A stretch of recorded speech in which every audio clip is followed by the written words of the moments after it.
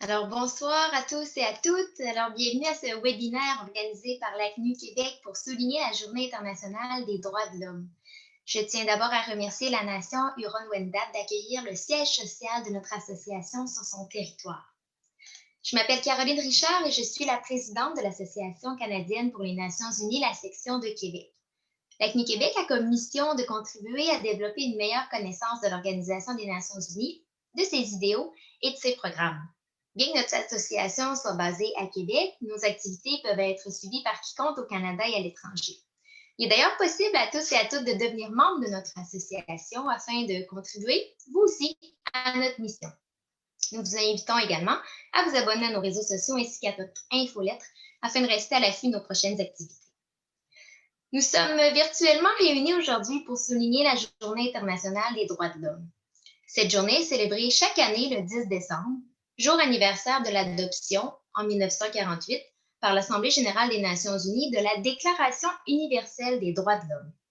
Cette déclaration a proclamé les droits de chaque individu en tant qu'être humain, sans distinction de race, de couleur, de sexe, de langue, de religion, d'opinion politique ou de toute autre opinion, d'origine nationale ou sociale, de fortune, de naissance ou de toute autre situation.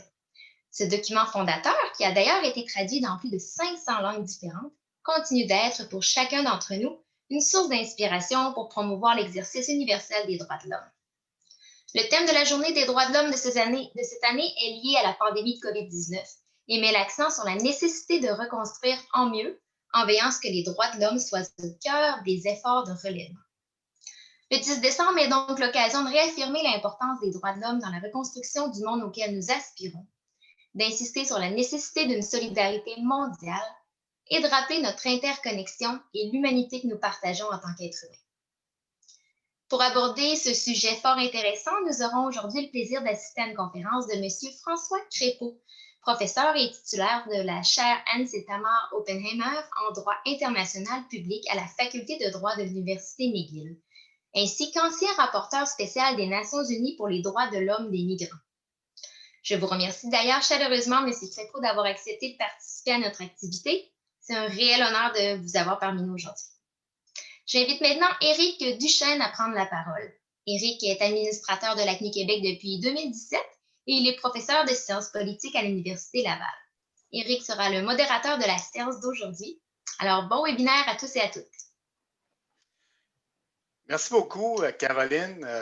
C'est vraiment pour nous un extrême plaisir d'accueillir François Crépeau. Je vais parler à titre de professeur d'université, tout comme François. Souvent, on se fait rapprocher d'être un peu trop dans notre tour d'ivoire. Donc, François est vraiment l'antidote désigné. François est un homme de terrain tout autant qu'un chercheur émérite. Il a d'ailleurs publié tout récemment un livre qui porte sur les changements climatiques, la migration et le droit international. Comme Caroline l'indiquait, on a la chance d'avoir ici au Québec deux personnalités qui sont très impliquées dans les activités de l'ONU, François, et vous connaissez évidemment Madame Louise Arbour. Donc, pour, je dirais, à l'échelle planétaire, là, une petite province comme le Québec, avoir deux personnalités qui sont si impliquées pour les droits des réfugiés et des migrants, c'est vraiment un honneur qui rejaillit sur nous tous ici au Québec. Et donc, c'est pour ça que c'est vraiment une très grande opportunité d'avoir François avec nous pour parler dans la Journée des droits de l'homme des questions de l'heure. On entend souvent pour des mauvaises raisons. On entend beaucoup parler de migration internationale et ça va être vraiment très bien d'entendre quelqu'un, un spécialiste du domaine, pour vraiment bien nous informer à ce sujet. Donc, je ne veux pas prendre trop de temps. C'est simplement vous rappeler, j'imagine que vous aurez de nombreuses questions, de d'utiliser l'outil Q&R, de transmettre vos questions. Et ce sera avec grand plaisir que je vais ensuite là, poser ces questions-là pour vous lors de la période de questions et réponses. Donc, sans plus tarder, je vais accorder la parole à François Crépeau. Donc, à toi, François. Merci encore d'être parmi nous. Merci infiniment. Merci à la CNU Québec de m'inviter à vous parler en cette journée où on célèbre le 73e anniversaire de la Déclaration universelle des droits de l'homme. Les droits de l'homme concernent tous les êtres humains et depuis 1948, nous avons progressé de minorité ou de population minorisée en population minorisée. On a vu des tas de groupes qui ont obtenu la réalisation de leurs droits progressivement en se battant. Pensons aux femmes, pensons aux autochtones, pensons aux minorités, pensons aux détenus, pensons aux gays et lesbiennes. Et aujourd'hui, nous parlons des migrants. Je partage mon écran pour vous montrer mon PowerPoint. Ça doit être celui-là. Oui, voilà. Ici, voilà. Et donc, l'idée clé, c'est de vous montrer qu'il y a une conversation qui a commencé aux Nations Unies, c'est-à-dire dans le monde multilatéral, alors qu'elle n'existait pas auparavant. Mon PowerPoint sera en anglais, ma conférence est en français. I can take questions in either language, so feel free to use whatever language, whatever official language you want to use. On peut poser des questions dans les deux langues, j'ai pas de problème avec ça. Et donc, le premier point que j'aimerais dire, le premier point que j'aimerais souligner, c'est qu'il n'y a aucune tradition de multilatéralisme en matière de migration. Les États ont toujours considéré que ça faisait partie de la souveraineté territoriale que de gérer la question des migrations. Sur les réfugiés, oui, depuis 1922, à cause de la révolution russe en particulier et de l'après-Première Guerre mondiale, on a confié à la Société des Nations à l'époque et à son successeur, les Nations Unies, une fonction importante en matière de réfugiés. Mais sur les autres migrations, il n'y a aucune tradition. Les États n'ont jamais voulu que les migrations fassent partie de la coopération internationale. Ça devait relever de la seule décision souveraine des États. On a eu des accords bilatéraux sur certaines frontières, on a eu des accords régionaux, plurilatéraux, par exemple au sein de l'Union européenne, il y a eu une liberté de circulation au sein de l'Union européenne, mais ce n'était qu'un facteur dans un projet politique beaucoup plus large. On a vu dans le cône sud, par exemple, Argentine, Chili, etc., on a vu aussi une liberté de circulation qui n'était pas vraiment dans un projet politique, mais qui avait un bénéfice économique et social et qui existe depuis déjà plusieurs décennies. On était aussi dans l'après-guerre, dans une période de mobilité facile. Je pourrais donner des exemples anecdotiques tout à l'heure dans les questions, si jamais ça intervient, mais jusqu'aux années 80, le passage des frontières n'était pas difficile. Il y avait même en Europe une convention pour la suppression de l'obligation de visa. Et pour toutes sortes de raisons, dans les années 80, il y a eu une restriction, ça faisait suite au choc pétrolier des années 70, du début des années 80. C'était aussi la conséquence d'une augmentation assez considérable du nombre de demandes d'asile, qui était la conséquence elle-même de la fermeture des frontières aux travailleurs migrants suite au chômage causé par les chocs pétroliers. Eh bien, on a eu le début d'une longue phase dans laquelle nous sommes encore de blocage migratoire aux frontières. Donc, les États n'ont pas voulu, jusqu'à tout récemment, que les Nations Unies s'occupent de ça. C'était leur affaire.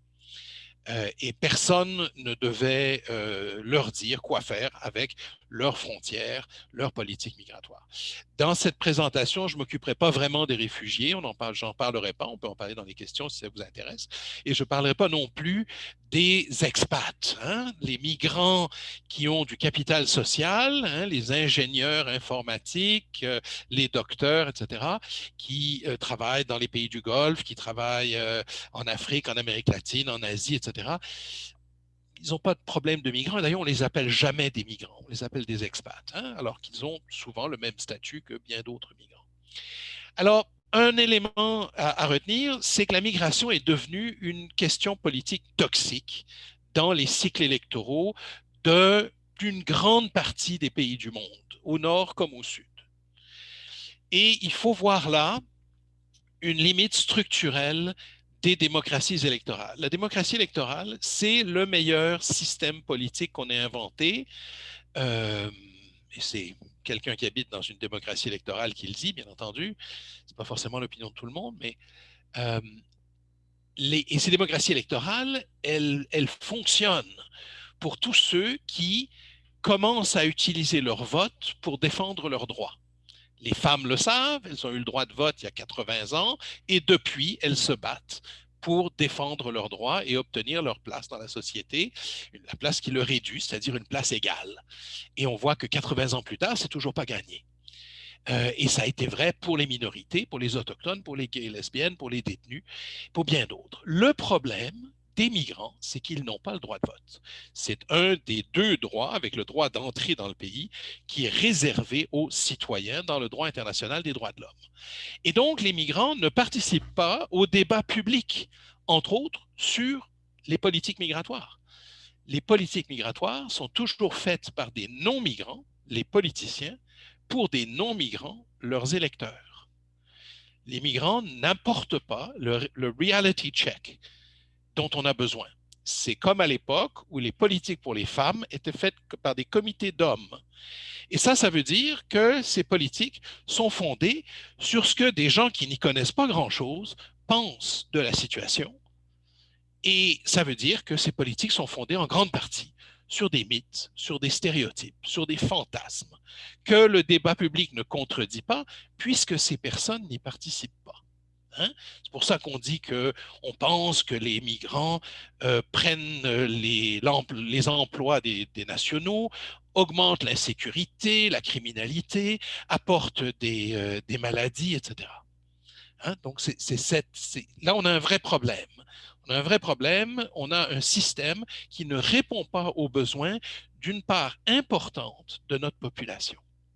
Et on a des partis politiques qui s'en donnent à cœur joie, les partis politiques d'extrême droite, qui n'ont un seul cheval de bataille, qui est la politique identitaire, la plus simpliste et la plus bête. Et on utilise dans le langage courant, et il faut faire attention parce que même moi, de temps en temps, je me fais prendre, on utilise un langage liquide.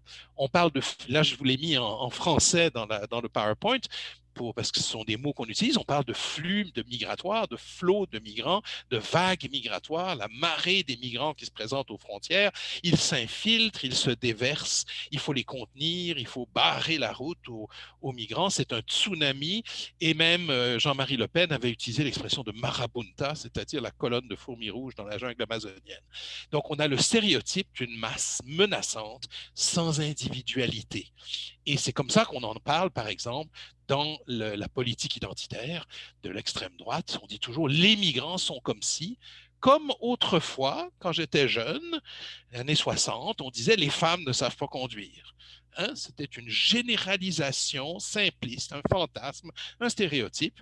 Et on a appris depuis, heureusement, que c'est vrai que Jacqueline ne sait pas conduire, mais que Josiane, elle conduit très bien. Et d'ailleurs, Jean-Marie, il conduit très mal. Hein? On a appris ça. Il y a quelque chose on a réfléchi. Les femmes ont parlé, ont présenté leur cas, ont montré leurs différences. Et on a réfléchi sur la complexité de la situation féminine.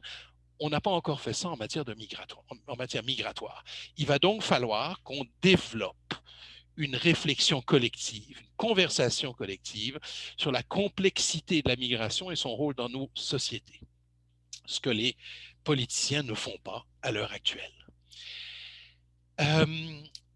Les États ont toujours évité de prendre des engagements en matière migratoire de peur que ça se répercute dans le prochain cycle électoral. Donc, ce qu'on a vu dans les 30 dernières années en matière de coopération migratoire proprement dite, je ne parle pas des réfugiés, je parle de coopération migratoire, c'est toujours fait, ou presque toujours fait, en dehors des forums normaux de coopération. Et dans des processus techniques, je vais en montrer quelques-uns tantôt. Prenons l'exemple de l'Europe. L'Europe a développé la libre circulation des personnes dans Schengen. Qu'est-ce que c'est que Schengen? Schengen, c'était une organisation intergouvernementale complètement séparés de l'Union européenne, qui n'étaient soumis ni au Parlement européen, ni à la Cour de justice de l'Union européenne.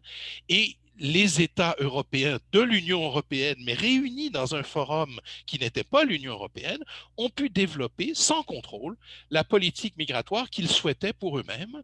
Et quand ça a été fait, on a transféré cet acquis Schengen, comme on l'a appelé, à l'intérieur de l'Union européenne tel quel.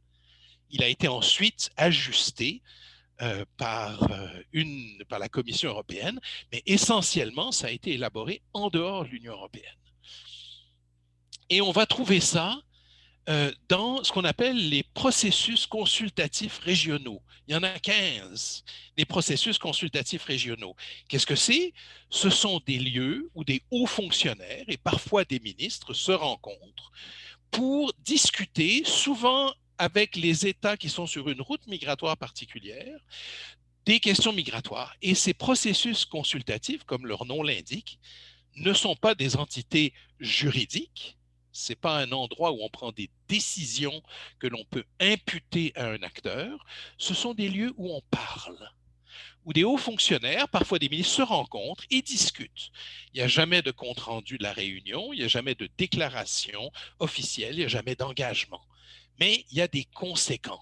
C'est-à-dire qu'une fois que ces gens ont discuté, ils vont prendre, chacun dans leur pays, des décisions. Et ces décisions-là vont avoir des conséquences. On voit ici, là, il y en a 15 des processus consultatifs régionaux dont le secrétariat est très souvent l'Organisation internationale pour les migrations, dont je parlerai tantôt. Alors, vous voyez, par exemple, le processus de Budapest qui s'occupe des vagues, oui, je dis vagues, des mouvements migratoires en provenance d'Europe de l'Est, d'Asie centrale. Vous avez IGAD, RCP pour les mouvements migratoires en Afrique de l'Est, MIDWA en Afrique de l'Ouest. Vous avez le processus de Colombo pour les mouvements migratoires en partance d'Asie du Sud, Asie du Sud-Est vers les pays du Golfe, la plupart du temps. Vous avez le processus de Puebla en Amérique centrale. Et tous ces processus sont des processus dans lesquels on discute, on échange des leçons apprises, comme on dit, hein, et des expériences. On essaye de confronter la manière dont on pense la migration et on essaie d'arriver à des solutions communes. Il y a aussi, aux 15 processus régionaux, il y a 15 forums interrégionaux. Alors ça, c'est intéressant. Donc, on a plus de 30 forums. Alors, un mot forum, ce n'est pas juridique, là. C'est un lieu où on se réunit. Il y a plus de 30 forums où les hauts fonctionnaires de tous ces pays-là discutent des questions migratoires dans le monde et personne ne le sait, puisqu'il n'y a aucune décision officielle qui est prise, il n'y a aucun compte-rendu qui est donné. Alors, je vous en montre un ou deux. Le dialogue d'Abu Dhabi, par exemple. Eh bien, le dialogue d'Abu Dhabi, c'est tous les pays du processus de Colombo, d'Asie du Sud, d'Asie du Sud-Est, plus les pays du Golfe, donc les pays d'origine et les pays de destination. Et dans ce dialogue, on essaie de protéger au mieux les droits des migrants avec quelques succès modestes et beaucoup de frustration parce que, bien entendu, on ne s'entend pas sur les priorités. Mais vous avez, en Afrique particulièrement, ce qui intéresse l'Europe, c'est le processus de Tripoli, le processus de Khartoum, le processus de Rabat, qui touche des routes migratoires particulières, le MTM, Mediterranean Transit Migration aussi, et alors l'ancêtre de tout ça, qui sont les consultations intergouvernementales qui existent informellement depuis le début des années 80 pour empêcher les Iraniens fuyant la révolution de 79 d'atteindre l'Europe, et donc il fallait payer la Turquie pour les bloquer sur leur territoire. Ça nous rappelle des choses à propos des Syriens tout récemment. Et on a appris l'existence de ces consultations intergouvernementales qui étaient secrètes en 1990 lorsqu'elles se sont réunies à Niagara-on-the-Lake et que la réunion a été coulée à la presse. Processus de Bali, qui est très important, qui est surtout sur le trafic de migrants en français, migrant smuggling en anglais, et qui est en grande partie financé par l'Australie. Alors, dans les avantages de ces processus, c'est que c'est un espace de confiance pour les États. On construit la confiance entre les États, la capacité d'en parler, la capacité de confronter notre vocabulaire, nos concepts, d'échanger. sur tout ce qu'on fait, sur nos réussites, sur nos échecs, et d'essayer d'avoir un impact sur les politiques publiques. Donc, de ce point de vue-là, il y a des avantages. Au moins, il y a un dialogue qui s'est instauré et les États en parlent entre eux. Ils en parlent de façon discrète, parfois secrète, mais ils en parlent. Point de vue négatif, bien entendu, c'est que ce n'est pas des décisions, c'est pas des lieux où se prennent des décisions, il n'y a pas d'imputabilité. Et le Nord global y est présent à peu près, est présent dans à peu près tous les processus que j'ai mentionnés, à titre d'observateur ou à titre de membre. Et donc, les déséquilibres de pouvoir au sein de la planète sont reproduits, bien entendu. Qui est-ce qui a l'argent? Qui est-ce qui peut mettre de l'argent sur la table pour mettre en œuvre des actions? Eh bien, c'est en gros le Nord global. Et l'obsession du Nord global, c'est le contrôle des frontières. Cela dit, les pays du Sud ont des agendas eux-mêmes pour protéger leurs citoyens, pour améliorer leurs conditions de travail, leurs conditions de vie, pour améliorer leur formation professionnelle. Et ça commence à transparaître aussi dans ces espaces. Les Nations unies elles-mêmes n'ont exercé sur la question migratoire aucun leadership, et il ne faut pas le reprocher aux Nations unies, les États ne voulaient pas que les Nations unies le fassent. Alors, l'Organisation internationale du travail a travaillé sur la question des travailleurs migrants depuis fort longtemps, depuis 80 ans, et a produit des conventions, des recommandations qui sont mal ratifiées pour la plupart d'entre elles, mais elle n'a jamais fait pendant 95 ans de son existence de la migration et des travailleurs migrants une priorité. Il a fallu attendre 2015 pour que le rapport du directeur de l'OIT à la Conférence internationale du travail porte sur Fair Migration. C'est 2015, alors que l'OIT a été fondée en 1920. Les Nations unies ont adopté en 1990 une convention internationale sur les droits de tous les travailleurs migrants et des membres de leurs familles, mais c'est une convention qui n'a été ratifiée depuis 30 ans que par 55 États. Et aucun État du Nord global. C'est une convention qui n'a pas été négociée par les États du Nord global. Et les États du Nord global disent c'est une convention du groupe de 77. Ça ne nous intéresse pas, ça ne nous regarde pas. Et d'ailleurs, ce n'est pas une très bonne convention. C'est une des conventions droits de l'homme, mais ce n'est pas une très bonne convention. La conception de cette convention date des années 80 et il y a des concepts là-dedans qui sont aujourd'hui inadéquats. En 1994, il y a un chapitre du document sur le sommet sur la population et le développement qui va être le seul document des Nations unies un peu intelligent sur la matière migratoire pendant longtemps. Le mandat du rapporteur spécial est créé en 1999 et mes deux prédécesseurs ont parlé un peu dans le vide parce qu'ils ne soulevaient pas l'intérêt des États. C'était toujours, ils parlaient dans le désert. Deux initiatives décevantes, la Commission sur la gouvernance globale avec son rapport de 1995 qui ne mentionne presque pas la migration, et la Commission globale sur la migration internationale de 2005 dans laquelle il y avait des idées innovantes et que dont les États ont complètement neutralisé le rapport final pour lui faire répéter essentiellement que les États avaient le droit de faire ce qu'ils veulent. Alors, c'est Kofi Annan qui va changer la donne. Kofi Annan va nommer une personne, Peter Sutherland, comme représentant spécial du secrétaire général sur la migration et le développement. Peter Sutherland, pour vous donner son pedigree, il a été ministre du gouvernement irlandais, donc politicien élu. Il a été ensuite commissaire européen. Il a été le dernier directeur général du GATT, le premier directeur général de l'Organisation mondiale du commerce. Il était le président du conseil de Goldman Sachs et il était président du conseil de la London School of Economics. Donc, c'est quelqu'un qui parle d'argent. C'est quelqu'un qui est sérieux. C'est quelqu'un qui a un carnet d'adresses extraordinaire, qui connaît tout le monde. Et c'est quelqu'un qui est capable de réunir les États autour d'une table en claquant des doigts. Et c'est ça que Kofi Annan voulait. Peter Sutherland ne connaît rien aux migrations. et ça n'a aucune importance. Peter Sutherland est capable d'appeler les représentants des États et de dire, pour des raisons économiques, il faut qu'on parle de migration, il faut qu'on en parle beaucoup mieux. Et donc, il va créer la première discussion aux Nations Unies, le High Level Dialogue de 2006, qui est la première journée de discussion sur les migrations dans l'histoire de l'Assemblée générale des Nations Unies. Les États ont accepté de venir.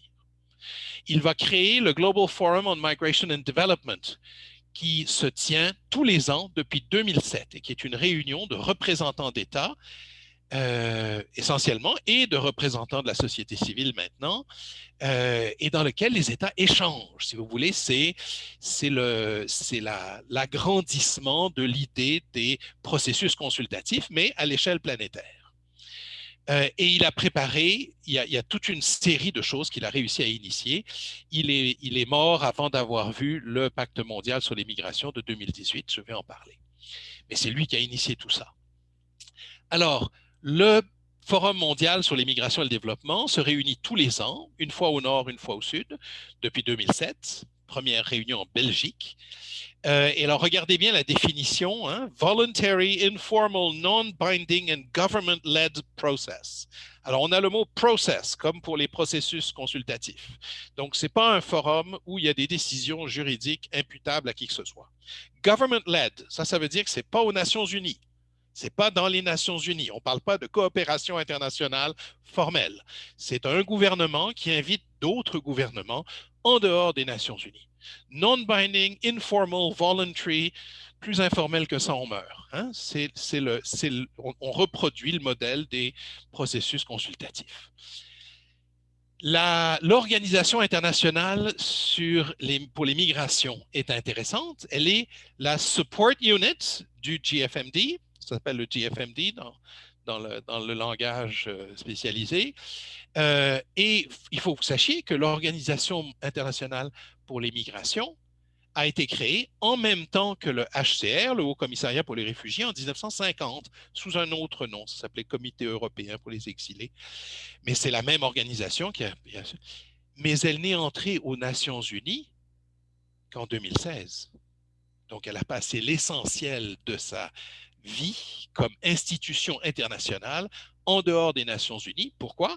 Parce que ça parlait de migration et que les États ne voulaient pas que les migrations soient aux Nations unies, ne voulaient pas que les questions migratoires soient soumises aux 3 piliers des Nations unies, la sécurité, le développement et les droits de l'homme. Et donc, l'OIM est le support unit du GFMD, comme elle est le secrétariat de la plupart des processus consultatifs. Et le GFMD est une réunion importante. Pour les mêmes raisons que les processus consultatifs, le GFMD est un lieu où on discute de migration. Ça crée de la confiance, ça permet à des concepts comme par exemple le parrainage communautaire des réfugiés qu'on fait au Canada. Eh bien, cette idée s'est répandue au travers de la planète, entre autres grâce au GFMD. Le Canada sert d'exemple. Si on regarde ce qui s'est passé dans les derniers 10-15 ans, la déclaration, il y a eu un deuxième High-Level Dialogue en 2013, hein, voyez-vous, à l'Assemblée générale des Nations unies, première journée de discussion sur l'immigration en 2006, la deuxième en 2013. Ça prend 7 ans pour faire une deuxième journée de discussion. Mais on a eu la crise méditerranéenne qui a commencé à Lampedusa de façon, si vous voulez, médiatique. L'été Mare Nostrum, l'été allemand, Wir schaffen das, a dit Angela Merkel, mais aussi les jeunes centra-américains qui sont rentrés aux États-Unis en 2014, aussi les Rohingyas au Bangladesh. Et donc, il y a quelque part, au milieu des années 2010, il y a cette idée que la migration est devenue quelque chose de trop gros pour être géré par les États individuellement et que c'est une question qui, au fond, est une question sécuritaire. Et ça aussi, c'est un construit politique idéologique qui a une quarantaine d'années sur lequel on pourra revenir dans la discussion si vous le voulez. Alors, on a parlé tout à l'heure des objectifs de développement durable, comme un des objectifs de la CNU Québec. Eh bien, dans une des grosses différences entre les objectifs de développement durable et les objectifs du millénaire qui les avaient précédés, 2000 à 2015, c'est que dans les objectifs de développement durable, on a rajouté, il y a eu tout un travail qui a été fait par les organisations de migrants pour qu'on rajoute la migration et qu'on rajoute les droits de l'homme d'ailleurs. Et vous voyez comment on l'a fait. On l'a fait en rajoutant for all, ou all, or inclusive. On a ajouté ces mots-là. Et quand on dit for all, ça ne veut pas dire pour tous, sauf les gens que j'aime pas, sauf les femmes, sauf... Ça veut dire pour tous, pour tout le monde. Et ça inclut les migrants. Ça inclut les migrants non documentés, les migrants en situation irrégulière. Ça inclut les femmes migrantes. Ça inclut les enfants de migrants. Ça inclut tout le monde. Et c'est ça qui est très important dans les SDGs. Un des éléments très importants des SDGs, c'est cette idée d'égalité qu'on a fait rentrer dans les SDGs. Il faut que ce soit pour tout le monde, pas pour certains. Et vous voyez que dans les cibles des objectifs de développement durable, il y a des cibles sur la migration, la protection de tous les travailleurs, y compris les travailleurs migrants et en particulier des femmes migrantes et des personnes en emploi précaire. Il y a énormément de migrants en emploi précaire. Et vous avez la cible 10.7, faciliter la mobilité ordonnée des gens. Faciliter la mobilité humaine, c'est la première fois qu'on voit ce terme dans un texte négocié par les États et c'est ce qui va servir de format, de template pour le pacte mondial sur l'immigration. Le pacte mondial sur l'immigration arrive à la suite de la crise européenne des migrations de 2015 suite à la crise syrienne, parce que la vraie crise, c'est la crise syrienne, pas la crise européenne. Cette crise, comme elle est européenne, tout d'un coup, les Européens, les Nord-Américains qui ont fait face aux Centra-Américains se disent « Ah, c'est global, il faut qu'on en parle ». Et donc, il y a une réunion qui est faite à New York en 2016 où on adopte la Déclaration de New York. Et la Déclaration de New York annonce deux pactes, un pacte sur les réfugiés et un pacte sur les migrants, qui doivent être adoptés en 2018. Le pacte sur les migrants sera négocié d'une façon d'ailleurs tout à fait nouvelle. C'est un processus très intéressant. On peut en parler dans la discussion si vous voulez. Et il est adopté à Marrakech en décembre 2018. Il est adopté la semaine suivante à l'Assemblée générale des Nations unies par 152 États. Donc, on a plus des 3/4 des États de la planète qui acceptent. Et on a un tout petit nombre d'États de la planète, dont les États-Unis, dont l'Australie, dont la Hongrie, dont la Pologne, qui refusent le pacte. Mais ce pacte, il est intéressant parce qu'il a été négocié par les États. Il a été négocié par des diplomates, par des hauts fonctionnaires qui, eux, savent de quoi ils parlent. Il n'a pas été négocié par des politiciens qui souvent ne savent pas de quoi ils parlent ou qui parlent en fonction de leurs intérêts électoraux. Et puis, il ne faut pas leur reprocher. Un politicien dans une démocratie électorale, sa première obligation, c'est de se faire élire. S'il n'est pas élu, il ne réussit pas. Donc, l'aiguillon électoral est essentiel. Or, les migrants n'offrent aucun aiguillon électoral. Là, on a un texte qui est négocié par des experts qui consultent la société civile, qui consultent les organisations internationales, qui consultent des académiques, qui consultent des gens de terrain, des syndicats, et qui arrivent à une liste de recommandations. Et là, je vous ai mis les 23 objectifs du pacte. Et chacun des objectifs est décliné dans une série de paragraphes qui proposent un certain nombre de choses. Et on voit qu'il y a là des recommandations que les ONG, les organisations internationales font depuis très longtemps et que les États, pour la première fois, adoptent. Alors, par exemple, preuve d'une identité juridique pour tous les migrants, all migrants.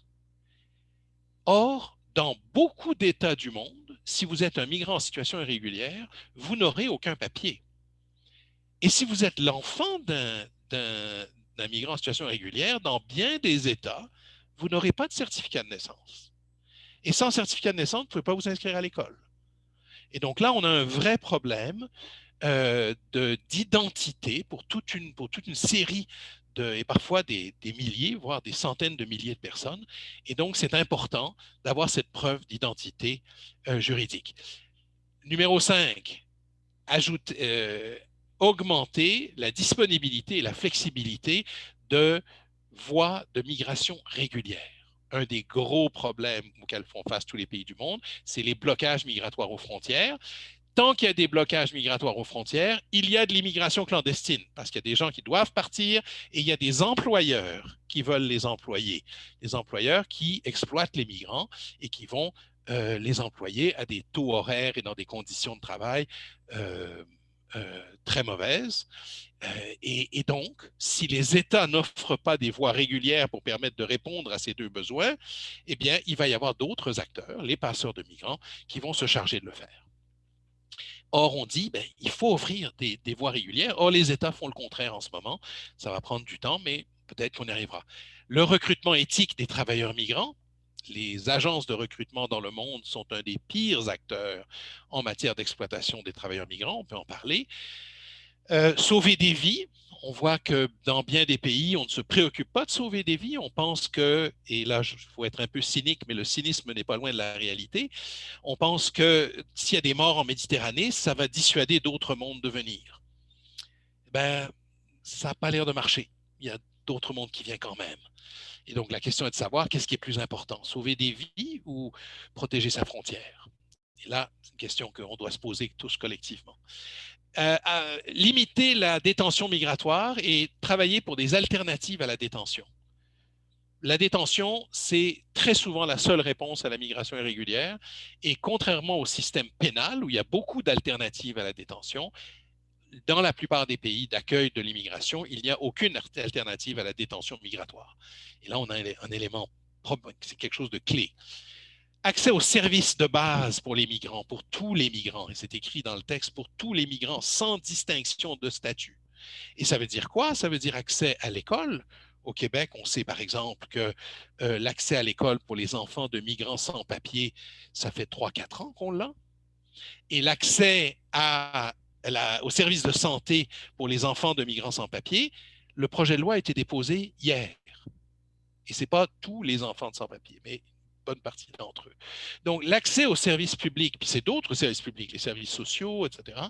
L'accès aux services de base pour les migrants, même au Québec, ce n'est pas gagné. Donc, on imagine dans d'autres pays comment ça peut être. Numéro 16, Empower Migrants.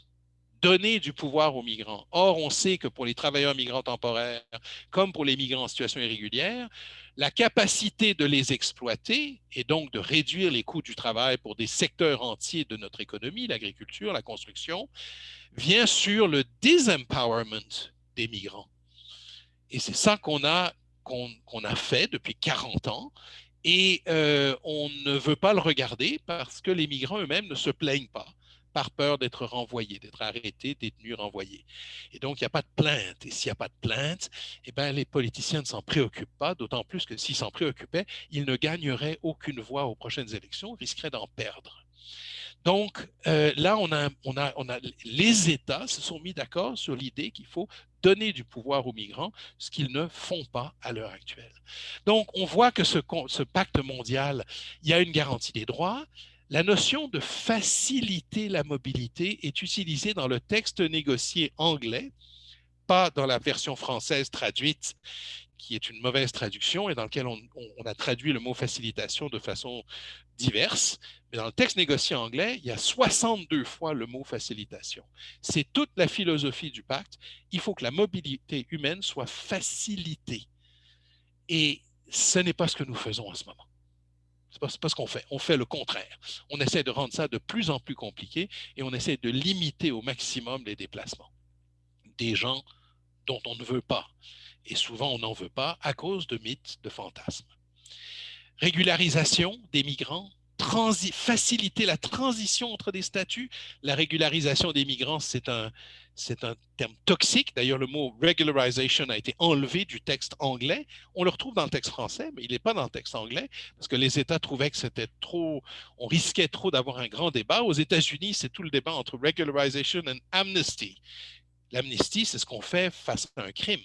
Or, la migration irrégulière, ce n'est pas un crime, c'est la violation d'une règle administrative. Ce n'est pas très grave, l'entrée irrégulière. Et donc, cette question-là est là. La protection des droits des enfants est assez bonne dans le pacte. On a bien pensé aux enfants. Il y a une mention du droit à l'unité familiale, qui est un concept qui n'existe pas en droit international des droits de l'homme. On ne l'a pas mis dans la Déclaration universelle, on ne l'a pas mis dans les pactes. Le droit à l'unité familiale, c'est quelque chose de récent. Ça a été initié par la Convention sur les droits de l'enfant, mais même là, ce n'est pas dit clairement. Et là, dans ce pacte, on le dit, les enfants de migrants ont droit à leurs parents, les parents migrants ont droit à leurs enfants. Ce n'est pas ce qu'on fait avec les travailleurs migrants temporaires, c'est certainement pas ce qu'on fait avec les travailleurs migrants sans papier. Donc, c'est intéressant de voir ça. Dans le cadre de l'accès aux services de base, on dit sans discrimination et on a un paragraphe sur ce qu'on appelle en anglais les firewalls, les pare-feux, c'est-à-dire cette idée qu'il faut interdire aux services publics de dénoncer les migrants en situation irrégulière à la police de l'immigration. Parce que sinon, les migrants ne viendront pas dans les services publics. Si les médecins, les infirmières dans les hôpitaux ou les administrateurs des hôpitaux dénoncent les migrants en situation irrégulière qui viennent à l'urgence, eh bien, il n'y a personne qui viendra à l'urgence. Même chose pour les écoles, même chose pour les travailleurs sociaux, etc. Et donc, cette idée de firewall, le mot a disparu dans la négociation parce que c'était controversé, mais le paragraphe est resté. C'est intéressant. Il y a évidemment des choses qui sont absentes ou qui ne sont pas bien faites dans le pacte. Ce n'est pas un texte parfait. Le droit à la vie privée des migrants, ça n'existe pas. Les États veulent absolument pouvoir avoir des bases de données complètes sur les migrants et pouvoir échanger ça avec tous les autres services d'immigration des autres pays voisins. Le rôle des villes n'est pas mentionné, l'accès à la justice n'est pas bien développé. L'idée que les marchés du travail exploités dans les pays d'accueil sont un pull factor énorme de la migration et donc que les États d'accueil ont une responsabilité dans la migration irrégulière, c'est absolument pas mentionné, etc. Donc, il y a des choses qui manquent. Le problème auquel on fait face, c'est que la restriction de la mobilité, c'est une part du problème et ce n'est pas une part de la solution. Le cheap labor, c'est une partie structurelle de nos économies depuis plus de 40 ans. C'est plus nous renforçons les frontières, plus nous bloquons la migration, plus nous enfonçons les migrants dans la clandestinité et plus on donne du pouvoir, on subventionne les mafias qui exploitent les migrants, que ce soit les employeurs, que ce soit les passeurs, que ce soit les recruteurs, que ce soit les logeurs.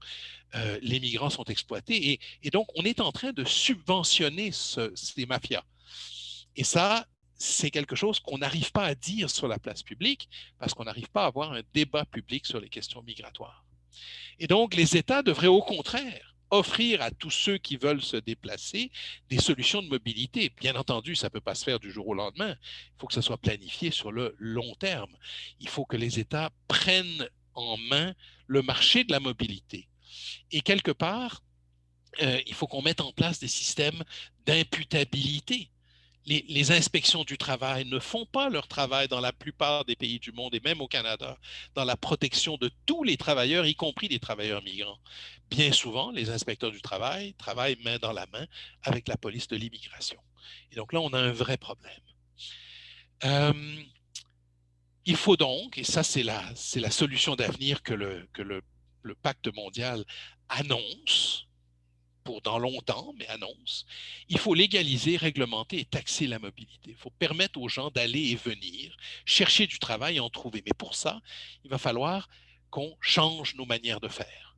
Il faut remplacer toutes nos politiques de tolérance zéro par des politiques de réduction des dommages. C'est ce qu'on a fait pour l'alcool à la fin de la prohibition dans les années 30. On avait prohibé l'alcool, ça avait créé toute la mafia de Al Capone et de tous ceux-là, des milliers d'Américains qui étaient morts, on avait créé toute une industrie souterraine et on a réautorisé l'alcool et on a créé au Québec la Société des alcools qui permet de réglementer l'alcool et c'est la Société des alcools qui récupère l'argent des Québécois là-dessus.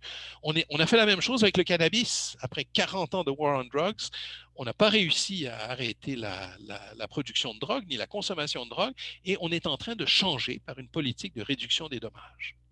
Pour tout ça, il faudrait qu'on soit capable d'en parler socialement dans un débat public ouvert.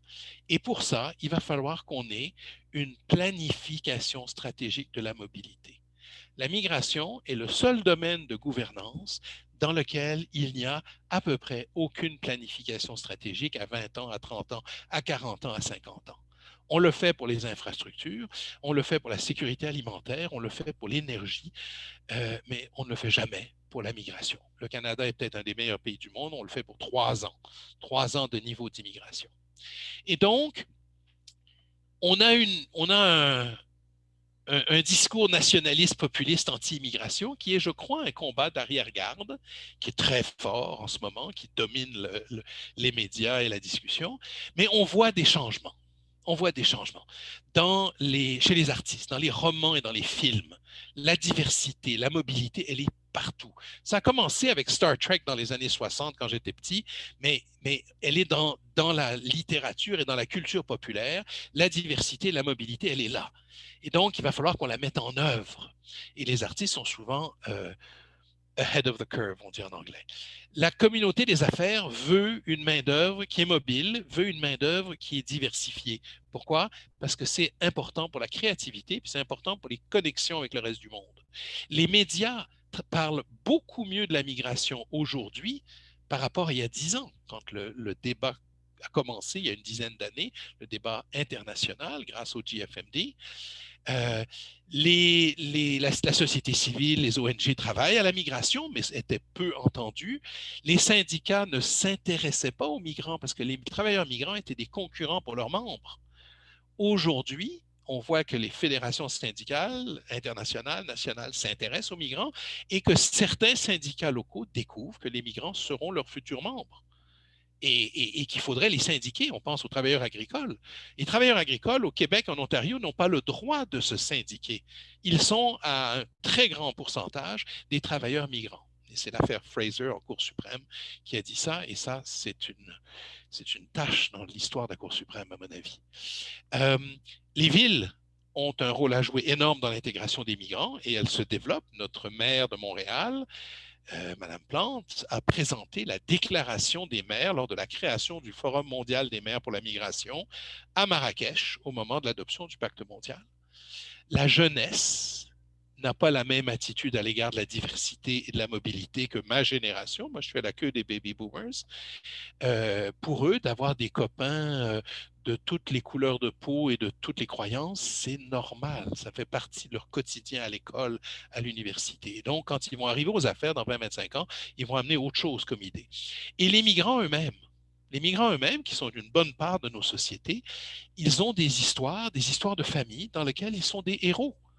Le migrant qui a réussi à créer un avenir pour sa famille, c'est quelque part un héros et il est traité en héros dans sa famille. C'est un récit.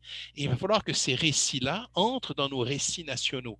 Nous avons des récits nationaux au Canada. On a intégré les Autochtones à nos récits nationaux au cours des 30 dernières années. Il va falloir qu'on adopte, qu'on amène toute une histoire migratoire et pas seulement l'histoire migratoire traditionnelle, qu'on amène cette histoire migratoire et qu'on fasse de ces migrants, y compris des migrants en situation irrégulière et des travailleurs migrants temporaires, des héros. Le pacte mondial est un bon pas dans la direction, mais ça va prendre des décennies à le mettre en œuvre. Et de ce point de vue-là, le pacte mondial ressemble quelque part, ça n'a pas plus de valeur juridique que la Déclaration universelle des droits de l'homme dont on fête aujourd'hui le 73e anniversaire. La Déclaration universelle des droits de l'homme, elle a été adoptée en 1948 dans un désert doctrinal en matière de droits de l'homme. Et depuis 1948, on a adopté des pactes internationaux en 66. On a adopté une convention contre la torture en 84, convention sur les droits de l'enfant en 89. Il y a toute une doctrine des droits de l'homme qui s'est développée. Le Canada et bien d'autres pays ont adopté des constitutions dans lesquelles on a des régimes des droits de l'homme. Les tribunaux se sont prononcés. On a développé toute une doctrine des droits de l'homme qui est incroyablement forte et qui se développe encore 73 ans plus tard. Eh bien, le pacte mondial pourrait jouer ce rôle à l'égard de la question migratoire et à l'égard des migrants, si on arrive à développer une doctrine de protection des droits des migrants et à l'associer à la protection des droits de tous. Et ça va demander, je crains, mais je l'espère aussi, la volonté politique et les compétences d'une autre génération. Ce ne sera pas ma génération qui fera ça, ce sera une autre génération. Voilà, je vous remercie et je serai heureux de recevoir vos questions.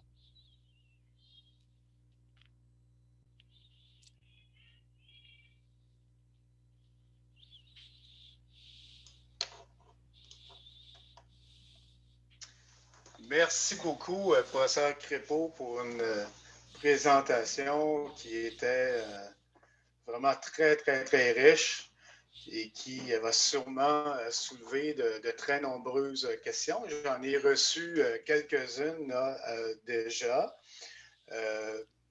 Il nous reste quelques minutes, donc on va pouvoir traiter de certaines de ces questions-là. Je vais quand même user de mon privilège de modérateur pour pouvoir commencer à vous poser une question et demie peut-être. Peut-être commencer par la demi, ça serait peut-être nous en dire un peu plus sur le mandat d'observateur que vous aviez, nous en dire de façon un peu plus générale là, quel était ce mandat-là. Et sur une question un peu plus substantielle, on a été plusieurs, évidemment, à être complètement horrifiés de voir ce qui s'est passé sur la frontière sud des États-Unis, où plusieurs enfants ont été séparés de leurs parents. Donc, je me demande qu'est-ce qui est fait au niveau des agences des Nations unies. Je comprends très bien que chaque pays est souverain, il serait difficile d'agir sur les États-Unis, mais qu'est-ce qui est fait dans les agences vraiment pour soutenir les enfants qui sont non accompagnés, qui voyagent sans adultes responsables? Quelles sont les mesures particulières pour leur venir en aide? Alors, première question sur le mandat du rapporteur spécial sur les droits de l'homme des migrants. D'abord, un rapporteur spécial fait partie d'un groupe de rapporteurs spéciaux, d'experts indépendants. Il y a pas loin de 60 mandats, peut-être 56, 57 maintenant, des mandats qui sont donnés à des rapporteurs spéciaux, à des groupes de travail ou à des experts indépendants. Il y a plusieurs mécanismes, mais l'idée, c'est que c'est une personne qui est indépendante des Nations unies. Donc, on n'est pas sur le payroll. Hein? On ne représente pas les Nations unies, on ne représente pas notre État, on ne représente pas une ONG, on se représente soi-même. Beaucoup de ces gens-là sont des universitaires parce qu'on peut aménager notre temps de travail un peu mieux que d'autres. Mais l'idée clé, c'est qu'on est indépendant. Et ça rassure les États de savoir que si on demande de venir, par exemple, visiter le Qatar, je suis allé visiter le Qatar, ça rassure les États de savoir qu'on ne représente pas un autre État, qu'on ne représente pas les Nations unies, qu'on n'est pas porteur d'une doctrine préétablie. Sauf que, bien entendu, ils savent qu'on travaille sur la question des droits de l'homme. Donc ça, ils le savent. Pour aller dans un État, pour visiter un pays, et le mandat est donné par le Conseil des droits de l'homme des Nations unies. Le Conseil des droits de l'homme des Nations unies va nommer la personne. C'est un processus dans lequel vous faites une demande, vous faites application. Il y a un appel qui est lancé, vous faites application. Ils vont choisir un certain nombre de personnes pour faire une shortlist. Il y a un groupe de 5 ambassadeurs du Conseil des droits de l'homme qui se réunit. Il y a des entrevues et ensuite ils choisissent une personne et la personne est nommée par le Conseil des droits de l'homme pour un mandat de 3 ans renouvelable une fois. Donc on fait tous à peu près 6 ans. Et ensuite, on vous demande de faire, et comme on n'est pas sur le payroll, tout le monde a un travail, hein? Donc ils savent très bien qu'on n'est pas à temps plein, là. On fait ça dans le temps qui nous reste. On a le mandat de faire, et ça c'est la moyenne, en fait on fait souvent plus, mais 2 visites de pays par année, plus 2 rapports thématiques par année sur des sujets. Et donc, c'est comme ça que moi, j'ai pu visiter le Qatar, j'ai visité la Turquie, la Tunisie, la Grèce 2 fois, l'Italie 2 fois, Malte, l'Australie. J'ai visité une série de pays comme ça, le Sri Lanka aussi. Et j'ai fait des rapports thématiques sur la détention des migrants, sur les migrations climatiques, sur les accords de libre-échange et la mobilité, etc. Donc, c'est ça qu'on fait. Il faut être très modeste sur nos fonctions. Les rapports qu'on fait sont des rapports aux Nations unies. Souvent, ça ne change pas la vie des gens. Hein. On voit des choses, par contre, on est des observateurs privilégiés. Moi, j'ai visité, pendant les 6 ans où j'ai été rapporteur spécial, j'ai visité 80 centres de détention, à peu près 80 centres de détention de migrants. Et j'ai parlé aux migrants et j'ai parlé au personnel de ces centres de détention. Et alors que ces centres de détention sont très souvent fermés à tout ce qui est journalistes, ONG, etc., parce que j'ai un mandat du Conseil des droits de l'homme et que le pays a accepté de me recevoir. Il faut que je demande la permission et que le pays accepte. Ils acceptent les règles et la règle, c'est que j'ai le droit de visiter ce que je veux. Et donc, j'ai visité les centres de détention et ça permet de voir des choses que la plupart des gens ne voient pas. Et quand on fait un rapport aux Nations Unies, on rapporte, on ajoute une couche d'informations à ce que savent déjà beaucoup d'autres pays. Par exemple, on a été pas mal de plusieurs rapporteurs spéciaux à aller au Sri Lanka. Le Sri Lanka a vécu une guerre civile très dure, a vécu des troubles, et on a été plusieurs à y aller, à poser divers types de questions sur la situation des droits de l'homme au Sri Lanka, et on se consulte entre soi. Ce qu'on fait, c'est que nos rapports servent à d'autres personnes qui vont faire d'autres rapports. Et nous, quand on prépare nos rapports, on se sert des rapports qui ont déjà été faits. Et donc, on construit quelque part une base de données de plus en plus sophistiquée sur ces pays-là. Et les pays ne peuvent plus dire n'importe quoi sur ce qui se passe chez eux. Et ça, de ce point de vue-là, il y a quelque chose qui se fait très tranquillement. Mais il faut être bien conscient que ce sont des rapports aux Nations Unies. Hein? On ne change pas le monde, là. Mais on fait quelque chose qui, à mon avis, est essentiel, c'est d'informer de mieux en mieux la population. Les enfants séparés, ben écoutez, que font les Nations Unies pour les enfants qui sont séparés? D'abord, il y a une convention sur les droits de l'enfant qui signale la responsabilité de tous les États de protéger tous les enfants et de protéger tous les droits de l'homme de chacun de ces enfants. Première chose, 1989. On a une agence, l'UNICEF, qui est chargée de travailler avec les États pour élaborer des programmes et faire en sorte que les enfants soient de mieux en mieux protégés. Et on a des résultats avec le travail qui a été fait, par exemple, par l'UNESCO en matière d'éducation. Eh bien, on a des meilleures écoles dans un beaucoup plus grand nombre de pays, etc. Alors, pour les enfants séparés, il y a le HCR, si ces personnes-là sont réfugiées ou pourraient être demandeurs d'asile. Il y a l'UNICEF qui travaille un peu là-dessus, mais sans que ça soit une grande priorité. Historiquement, l'UNICEF n'a jamais pris comme priorité les enfants migrants parce que les États ne voulaient pas. Et on a des capacités d'observateurs. Mon prédécesseur avait été aux États-Unis et avait visité des centres de détention aux États-Unis. Il avait fait un rapport sur les centres de détention. Alors évidemment, depuis ce temps-là, les centres de détention aux États-Unis ont connu une croissance extraordinaire, une privatisation extraordinaire. Et malheureusement, les Nations Unies, par rapport à un pays aussi puissant que les États-Unis, les Nations Unies n'ont pas énormément de pouvoir d'intervenir. On a une capacité, les Nations Unies ont une capacité d'informer si des rapporteurs spéciaux y vont, si des enquêtes sont faites, si on soutient par exemple la venue au Conseil des droits de l'homme d'ONG américaines qui vont témoigner. Et si on pose des questions à l'administration américaine, par exemple lors de l'examen périodique universel, tous les 4 ans et demi, chaque État vient présenter son bilan des droits de l'homme au Conseil des droits de l'homme et les États-Unis reçoivent des questions et ils reçoivent des questions à chaque fois sur la détention des enfants, sur la séparation des enfants de leur famille, etc. Et donc, on pousse les autorités à répondre. Voilà, c'est ce qu'on peut faire.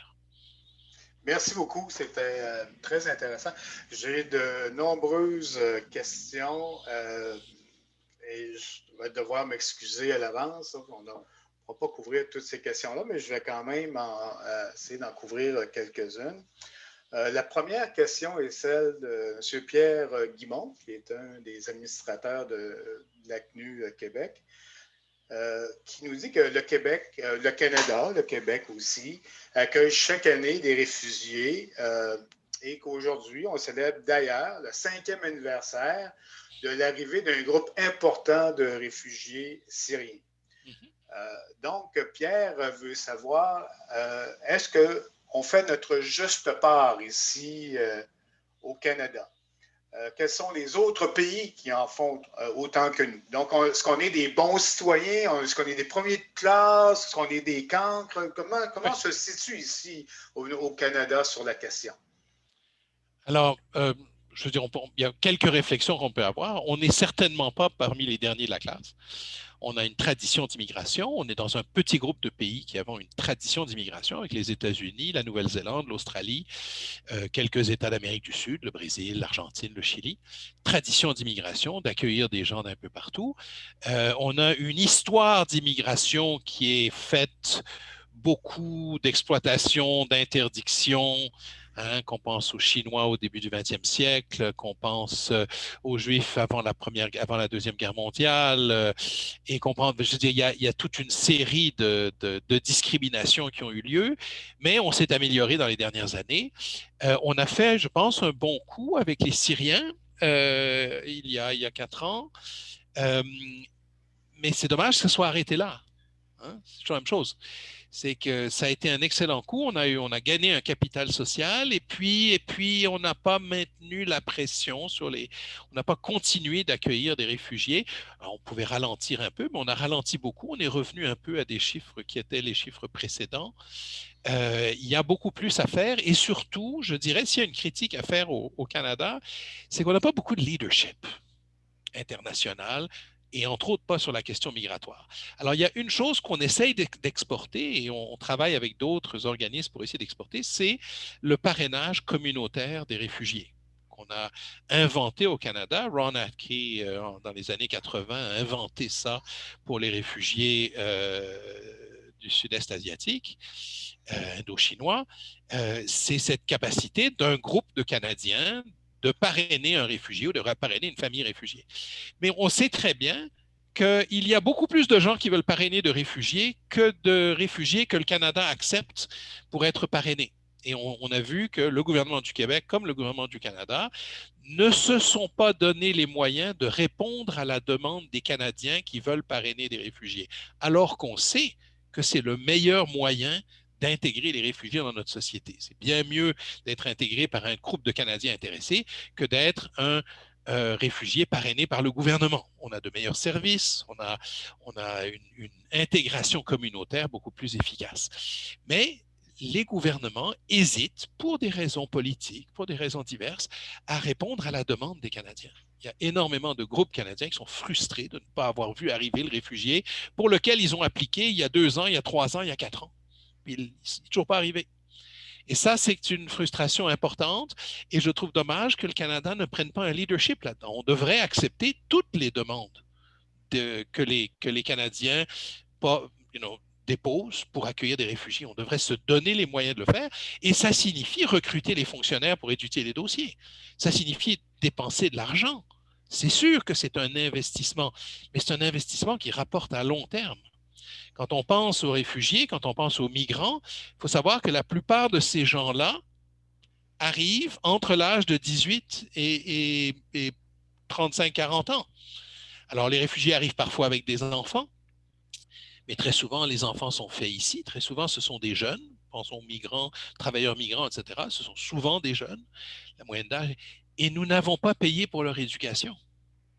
Il nous arrive et on n'a pas fait l'investissement de 20 ans d'éducation publique qu'on fait pour la plupart des enfants canadiens. Et donc, l'argent qu'on dépense pour les intégrer sur quelques années dans la société canadienne, ça commence à être repayé dès qu'ils ont un emploi et qu'ils commencent à payer des impôts. Donc, si on parle juste en termes de dollars et cents, c'est un investissement qui rapporte très vite et qui, à long terme, rapporte énormément. On sait très bien, par exemple, que Steve Jobs est le fils d'un immigrant. Je veux dire, et on peut voir ça. Celui qui a inventé le vaccin pour le COVID-19 en Allemagne, dans ce laboratoire allemand, ce sont 2 immigrants en Allemagne qui l'ont inventé. Donc, il y a à long terme, il y a un apport extraordinaire. On sait que les brevets aux États-Unis, une grande partie des brevets aux États-Unis sont déposés soit par des migrants, soit par des enfants de migrants. Donc, il y a un retour sur investissement énorme dont on n'arrive pas à parler parce que nous avons un débat politique toxique sur la migration et on n'arrive pas à célébrer. Alors, au Canada, on a un débat moins toxique qu'ailleurs. Hein? On est d'accord avec ça. On est un des seuls pays au monde où la population est majoritairement favorable ou très favorable à la migration.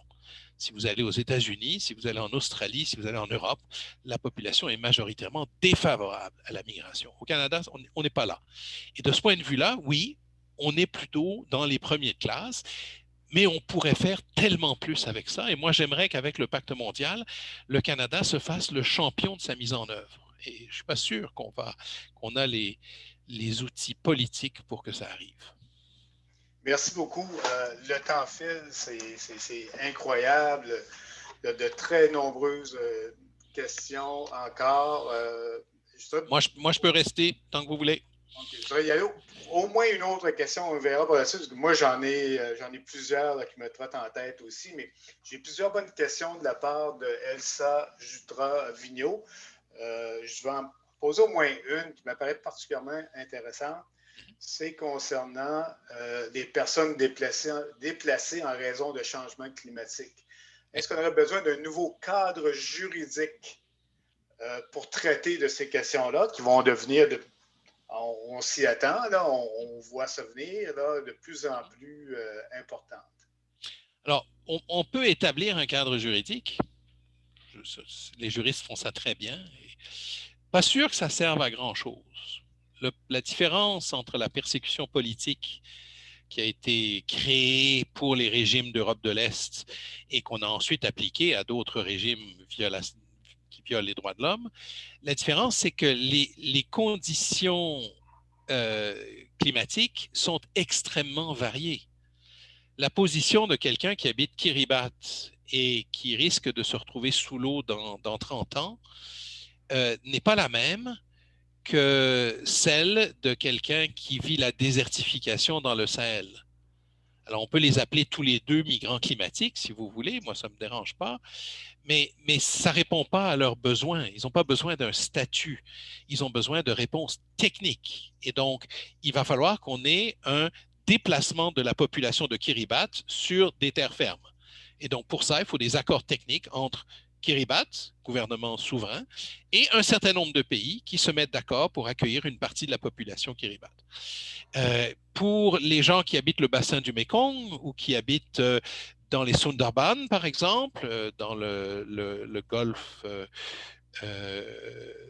du Bengale, où il y a des ouragans de plus en plus puissants, qui créent des inondations de plus en plus fortes et qui vont saliniser la terre, et donc la terre produira moins, on ne pourra plus nourrir sa famille, et donc on prévoit le déplacement de probablement dizaines de millions de Bangladeshis et d'Indiens de la côte vers des terres plus hautes. Bien, il va falloir qu'on mette ça en œuvre. Et le Bangladesh, dans ses programmes d'adaptation au changement climatique, est un des seuls pays qui a intégré la migration dans ses plans d'adaptation. Une migration interne.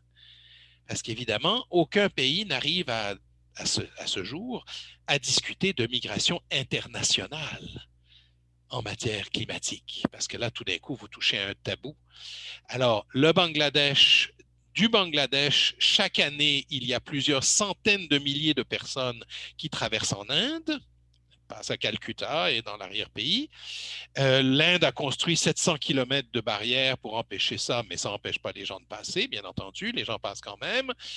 Et donc, on sait qu'ils vont passer et qu'ils vont passer de plus en plus nombreux et qu'ils vont avoir besoin de passer.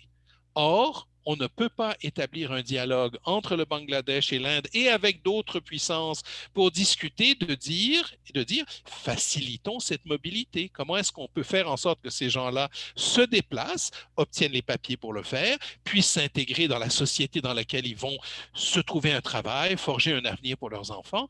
C'est quelque chose qu'on n'arrive pas à discuter pour l'instant. Et on n'arrive pas à en discuter parce que ça soulève des passions dans les cycles électoraux et que des politiciens nationalistes populistes en font leur cheval de bataille. Mais il va falloir qu'on s'y mette. Et pour l'instant, ça ne se fait pas. Et c'est très dommage. Exemple, je crois qu'on va y aller d'une dernière question. Et je crois que bien évidemment, je vais déjà vous lancer l'invitation, peut-être avec un dîner-conférence, là, lorsque les choses reviendront un peu plus à la normale, puisqu'on est sur l'heure du souper, les gens commencent à avoir sûrement une petite fringale. Mais je vais quand même y aller une dernière question. C'est celle de M. Pamphile Ntsikan-Kouassi, qui soulève un élément important qui sont liés aux migrations, c'est les conflits interétatiques qui touchent les migrants. Donc, on peut penser cas qui oppose la Turquie et les membres de l'Union européenne. Donc, que peuvent faire les Nations unies dans un cas comme ça, là, où il y a un conflit? J'ai utilisé le terme liquide, où il y a un flot d'immigrants et il y a un conflit entre certains États. Bon, on a même vu à l'intérieur de l'Union européenne, là, avec l'Italie face aux pays un peu plus du nord de l'Union européenne. Que peuvent faire les Nations unies là, dans des cas comme ça? Honnêtement, pas grand-chose à l'heure actuelle. Ce qu'il faut, c'est arriver à transformer la nature du débat. Hein? Le débat, il est au niveau le politique le plus crass en anglais, très souvent, parce que nous avons des politiciens centristes de droite et de gauche qui n'ont jamais trouvé le moyen, et je ne parle pas tellement du Canada, parce qu'au Canada, on a une politique migratoire que les conservateurs et les libéraux partagent. Hein? Quand le gouvernement Harper était au pouvoir, ils n'ont pas touché au niveau d'immigration tellement. Ils ont augmenté les travailleurs migrants temporaires. Puis les libéraux sont arrivés au pouvoir. Ils augmentent un peu les niveaux d'immigration permanente, mais ils ont aussi maintenu les travailleurs migrants temporaires que les conservateurs avaient. Donc, on a un consensus là-dessus. Eh bien, il y a un consensus anti-immigration dans beaucoup de pays parce que les partis d'extrême droite, parfois de gauche même, ont trouvé là un champ de bataille qui leur donne du pouvoir. Ils arrivent à enflammer les passions. Hein, on l'a vu avec Jean-Marie Le Pen en France, avec les Républicaner en Allemagne et aujourd'hui Alternative für Deutschland. On l'a vu en Pologne, en Hongrie. Brexit a été une conséquence d'une espèce de ras-le-bol envers la migration des gens d'Europe de l'Est, alors que ces gens-là avaient apporté une prospérité à l'Angleterre tout à fait extraordinaire. On n'arrive pas à discuter de ces questions-là de façon concrète. On n'arrive pas à convaincre des gens qui sont enflammés contre la migration parce qu'ils y voient une menace pour tout ce qu'ils vivent, même si ce n'est pas vrai. Et donc là, il faut qu'on change la tonalité du débat. Ça va prendre, je pense, moi, une génération. Ça ne va pas se faire tout de suite. On ne va pas changer ça immédiatement. Il y a la migration, on lui fait porter toutes sortes de chapeaux de conflits de valeurs, de réduction de l'emploi, des problèmes de santé, de l'augmentation de la criminalité.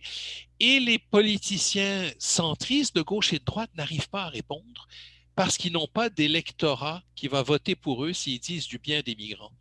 Et un exemple, moi, que je donne assez souvent pour cette démission des politiciens centraux, c'est la réaction du premier ministre français Laurent Fabius au milieu des années 80, vers 1985, alors que Jean-Marie Le Pen tonnait contre les migrants en disant 2 millions d'immigrants, 2 millions de chômeurs, faisant une équation qui est absurde pour tous les économistes du monde, mais ça marchait d'un point de vue politique. Eh bien, M. Fabius a dit « M. Le Pen pose les bonnes questions, mais apporte les mauvaises réponses ». Et en faisant ça, on a un politicien centriste qui a dit d'un politicien d'extrême droite « Vous avez la bonne analyse de la situation ». Et en fait, c'est ce qui est arrivé dans la plupart des pays du monde, puisque les partis politiques de droite comme de gauche ont adopté des politiques de plus en plus proches des politiques prônées par l'extrême droite, de peur de perdre les prochaines élections. On n'est pas capable d'avoir un débat. Et ça, je pense que ça va durer, en tout cas, de façon importante. Peut-être que ça va diminuer, je n'en suis pas sûr. Mais tant que les migrants n'auront pas le droit de vote, ils ne pourront pas participer au débat.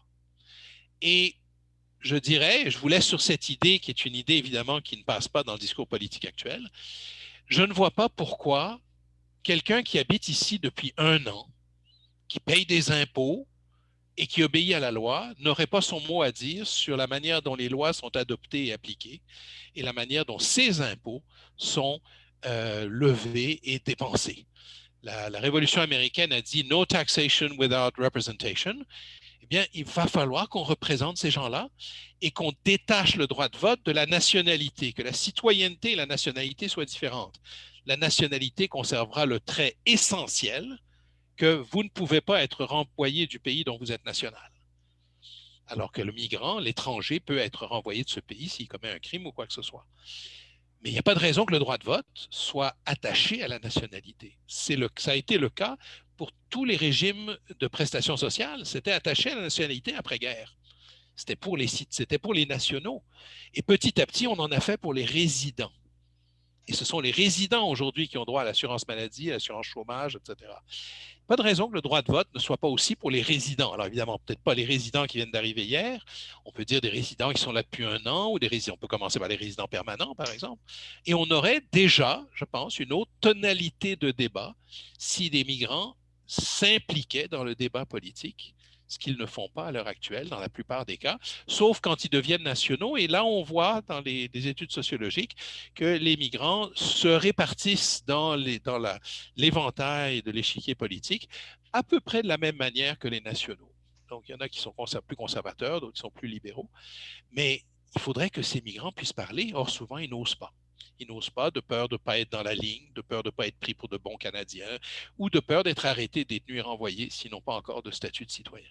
Donc là, il y a quelque chose auquel il va falloir penser, mais qu'on n'arrive pas à discuter à l'heure actuelle parce que ça, c'est un impensable dans le débat politique actuel.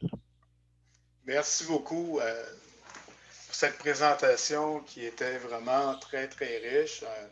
Je suis convaincu que nous en sortons toutes et tous avec une meilleure compréhension de ces enjeux primordiaux des relations internationales qui sont à la fois internes. Non, c'est